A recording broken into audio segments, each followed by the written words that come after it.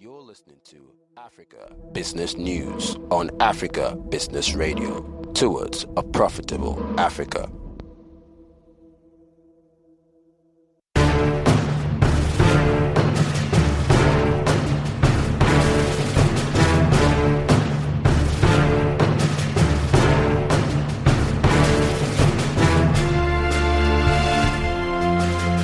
Good afternoon, here is the Africa News at 3.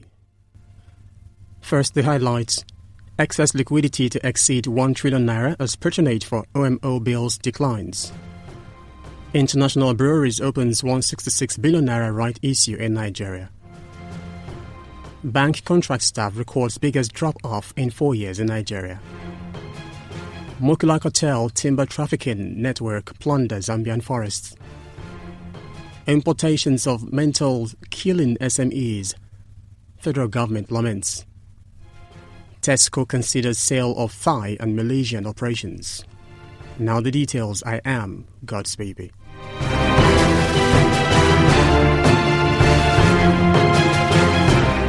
The volume of excess liquidity in the interbank money market is set to surpass the 1 trillion naira mark this week, aggravated by declining patronage for secondary market, open market operations OMO treasury bills. Last week, the market closed with excess liquidity of 888.5 billion naira, following decline in patronage of OMO bills, which blunted efforts by the Central Bank of Nigeria to mop up inflow of 344.9 billion naira from OMO bills, which matured during the week. Meanwhile, the upsurge in liquidity caused average short-term costs of funds fall by 140 basis points, with interest rate on collateralized open black buyback OBB lending dropping by 136 basis points to 2.43% last week. However, the Apex Bank, in a bid to mop up the excess liquidity occasioned by the inflow, auctioned 400 billion naira worth of OMO bills. This could only save 190.8 billion naira due to weak demand following declining appetite for OMO bills by foreign investors.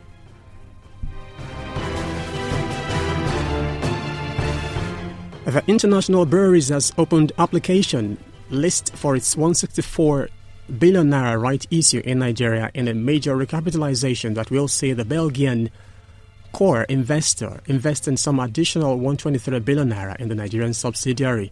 However, International Breweries is raising 164.39 billion naira through a right issue of 18.266 billion ordinary shares of 50 kobo each at 9 naira per share. Adding that the right issue is pre-allotted on the basis of 70 new ordinary shares of 50 kobo each for every 8 ordinary shares of 50 kobo each held as at close of business on November 6, 2019. Meanwhile, the opening of application list followed final approval of the offer by Securities and Exchange Commission (SEC). The Nigerian Stock Exchange (NSE) and shareholders of the company had earlier approved the right issue. Nigerian banks experienced largest drop in contract staff employment since 2015. This is according to the latest banking sector report of the National Bureau of Statistics. According to reports, reveals that in 3 months ending September 2019, the number of contract staff across Nigerian banks reduced to 3,083, dropping from 46,263 in June 2019 to 43,180 by the end of September 2019.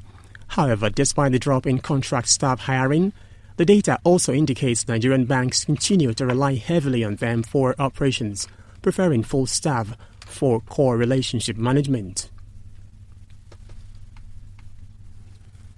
The Environmental Investigation Agency (EIA) Mukula Cartel disclosed how associates connected to Zambian President Edgar Lungu, including his daughter Tasila Lungu, one-time residents of the United States of America, are reportedly involved in the plunder of valuable, increasingly scarce Mukula rosewood trees and hence destruction of Zambia's vulnerable forests.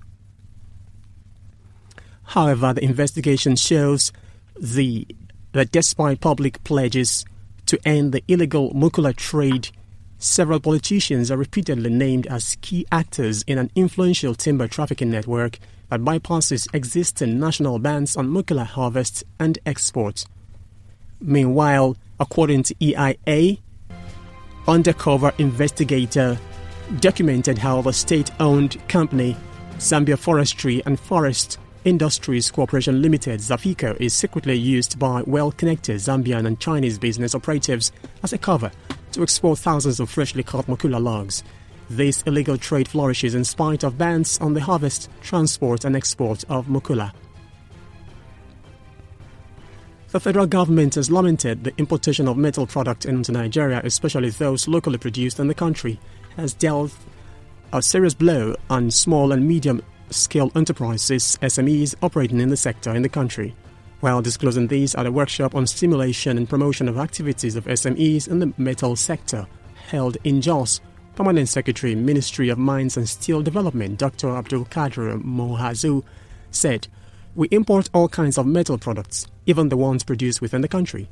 This is because the quality of products made in Nigeria cannot be compared with those imported."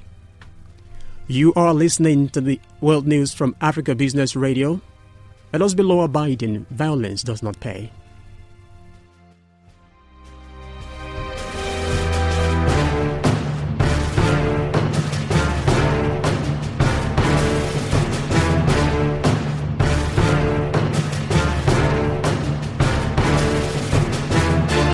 You're listening to Africa Business Radio, where you get up-to-date insights on the Africa business landscape. Log on to www.africabusinessradio.com. Your favorite shows are available as podcasts. Download them on our website and mobile app. Africa Business Radio, towards a profitable Africa. You're listening to Africa Business News on Africa Business Radio, towards a profitable Africa.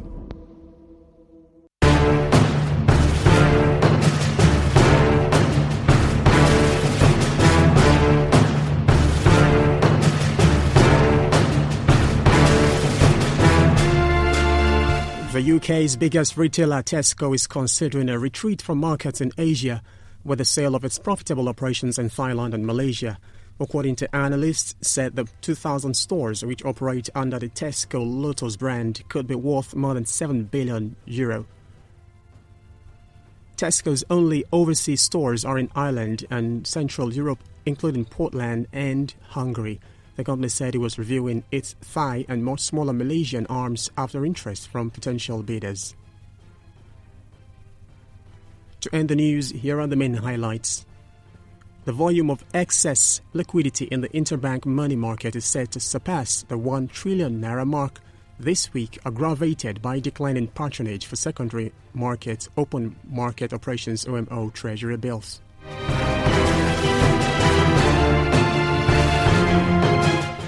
The International Breweries has opened application list for its 164 billion naira right issue in Nigeria, and a major recapitalization that will see the Belgian core investor investing some additional 123 billion naira in the Nigerian subsidiary.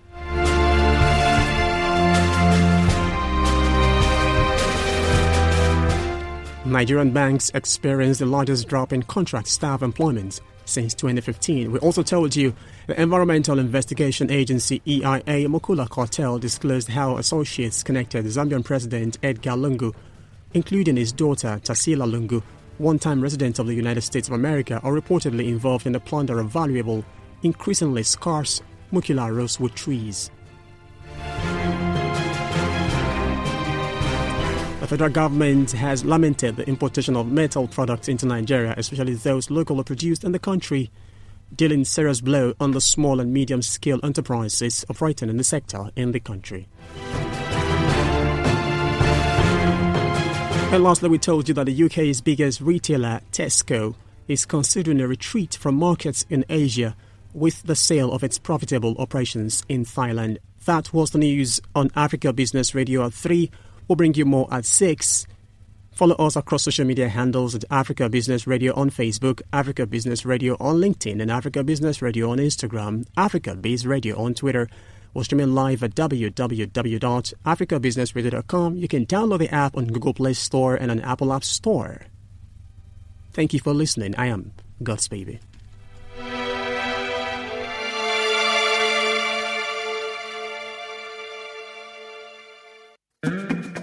I am an African entrepreneur. This is my point of view. This is my position, an overlook of business in my continent. This is my African perspective on Africa Business Radio, towards a profitable Africa.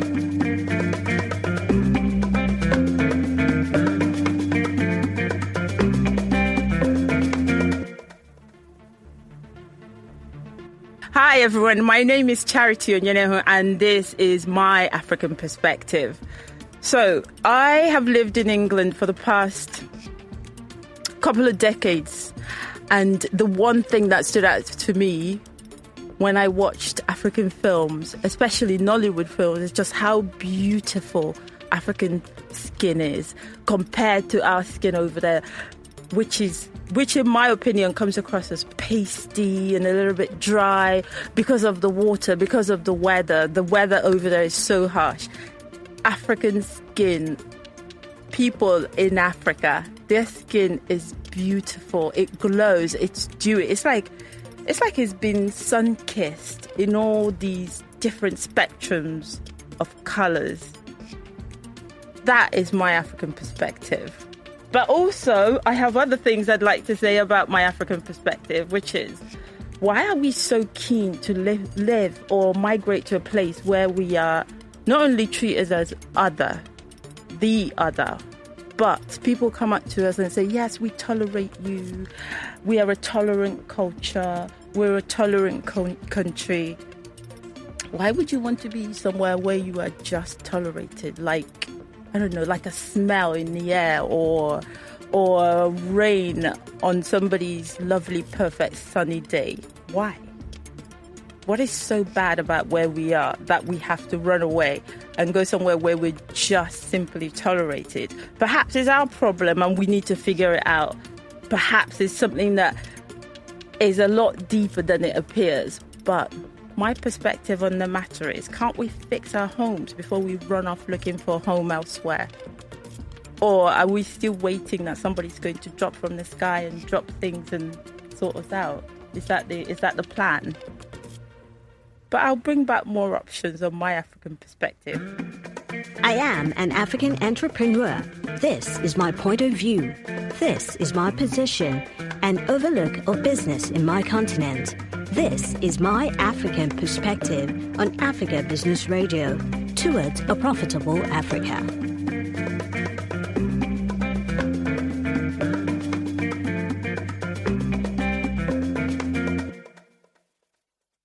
You're listening to Africa Business Radio, where you get up-to-date insights on the Africa business landscape.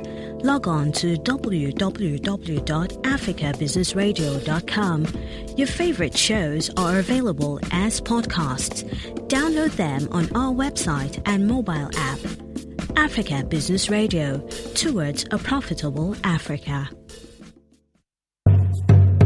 Doing business in Africa can be complicated. Politicians sometimes create circumstances that hurt businesses and consumers, and then they hide behind a wall of to avoid taking responsibility for their bad economic policies. On Red Tape Africa, we slice through the jargon, drawing a direct link between government actions and their effects on businesses across the continent. Red Tape Africa is where we break down the jargons of business and economic policies in plain English so that you can understand how the impacts on your business and on you. Join us every Tuesday and Thursday on Africa Business Radio as we deliver an impartial verdict on these policies. Red Tape Africa, economic policy impact in plain English.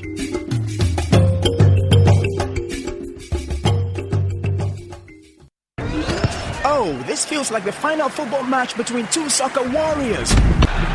Oh my God, can somebody please tell me what the African formation is? Oh, it's 4-4-2, amazing, cool stuff. That's just super amazing, isn't it? Africa Business Radio is doing 442 on the news with 40% Nigerian stories, 40% African stories, and 20% global stories. Now that's what I call a homegrown, heart-breaking goal! Go, go, go, go, go, go, go! Yes. Go! Africa is not a country. It is not a big homogeneous